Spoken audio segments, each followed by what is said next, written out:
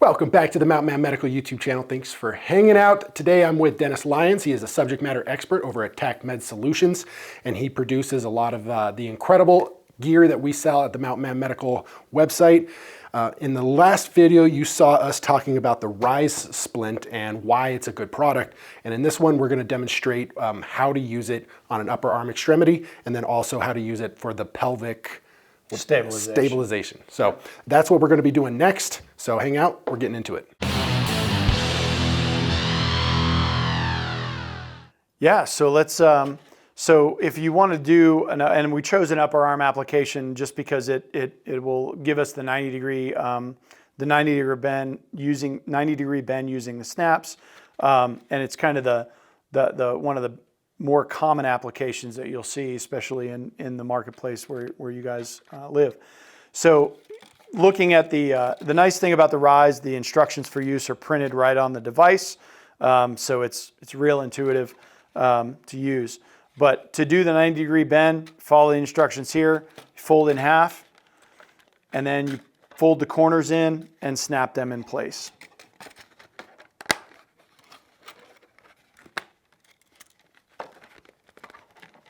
And like I said, these snaps can be a little tough, and they're designed to be that way so they can hold the weight. The next thing you do is you kind of get that nice bend along those hinges on both the top and bottom. And then the nice thing is the bends that run horizontal, you can actually use those to size your splint. And I like folding, so when I do an upper arm application, I like folding to the outside so you have nice smooth contact edges all on the inside of the splint. So then what we do is we can size that up to our patient and slide their elbow back. And so I can leave it there, or in his case, I'm going to put it all the way out there, and yep, we're good to go. One of the things we can do is I can always, we like to splint these in the position of function. So what I'm going to do is I'm going to put that in his hand, and it's almost like he's holding a little beer can, and it keeps the hand kind of in a nice position. Then what we're going to do, obviously we take the watch off, but we're going to go ahead and just for the magic of TV, we're going to go right over that thing. I'm going to go ahead and wrap distal to proximal. So I'm using one of the Tac Med control wraps here with the stops built in, so in case I lose it, it still works. And I want to roll around, and I go up and above the wrist. I'm going to leave a little space in here so I can check to make sure that I have a pulse when I'm done. But all I'm doing is I'm wrapping this around, and I want it to be secure, but not so secure that we're cutting off circulation or causing too much pressure on the injury itself. So it's not loose, but it's not super, super tight. And what I can do is if I run out like I did here, I can go ahead and get another control wrap or another Lyons. And I can actually just use a straight Lyons dressing. I could use the gauze inside to pad if I need to, but just anything.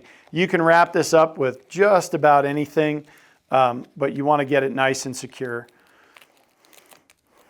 So for this particular injury, a lot of times I would also I'd anatomically splint the patient, I'd put a cravat and a sling with, but after I'm done, I left enough room in here to where I could get and feel a radial pulse, just to make sure I have a good pulse distal to the injury and it's splinted in place properly. So upper arm application of the Rise Splint.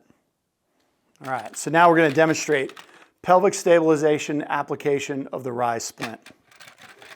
First thing we want to do is identify our landmarks, which are the greater trochanters, right here on this patient.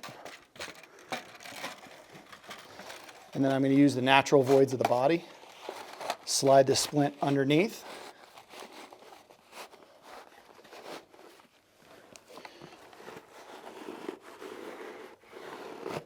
And then move the splint up into position. There we go. Double check my landmarks. Good. And now I'm going to place my tourniquet. I want my windlass on top.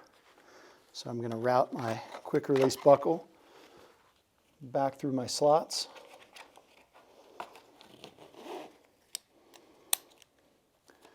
Slightly offset my buckle. I'm going to tighten until it's snug. And then I'm going to turn my windlass until my patient feels relief.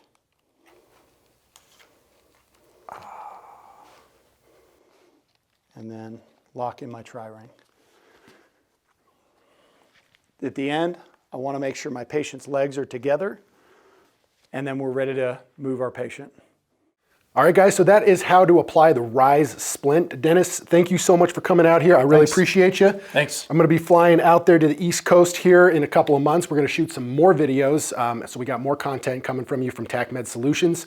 If you want to get your own Rise Splint, make sure you head over to the mountainmanmedical.com website. That's where we sell them and all of the products that we have from Tac Med Solutions. So if you need anything, head over there.